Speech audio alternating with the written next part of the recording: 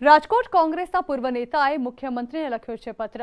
Road રસ્તાની બિસ્માર હાલત અંગે તેઓએ સીએમને પત્ર લખ્યો છે અને રસ્તા સારા ન થાય ત્યાં સુધી ટોલ ટેક્સ ન વસૂલવા પત્રમાં ઉલ્લેખ કરાયો છે। દિનેશ ચોવટિયાએ મુખ્યમંત્રીને આ અંગે રજૂઆત કરી છે। રસ્તાની ખરાબ હાલતથી લોકોના સમય અને ઈંધણ બંનેનો વેડફાટ થતો હોવાનું કહ્યું છે।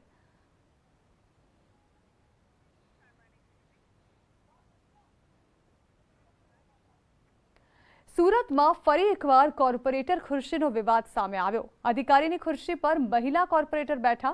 વોર્ડ નંબર 10ના કોર્પોરેટર ઉર્વશી પટેલનો વિવાદ સામે આવ્યો છે, જેમાં અધિકારી ઊભા અને કોર્પોરેટર બેઠા હોવાનો ફોટો વાયરલ થયો છે।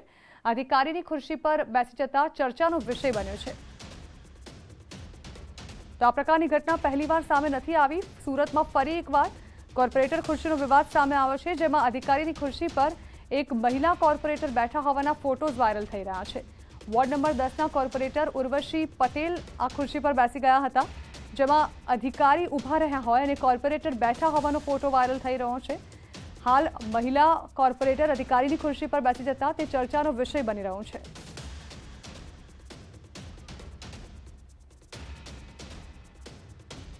તો અધિકારીની ખુરશી પર મહિલા કોર્પોરેટર બેઠા છે અને આ પ્રકારનો ફોટો વાયરલ થઈ ગયો છે, પરંતુ આ અંગે કોઈ સ્પષ્ટતા કરવામાં નથી આવી।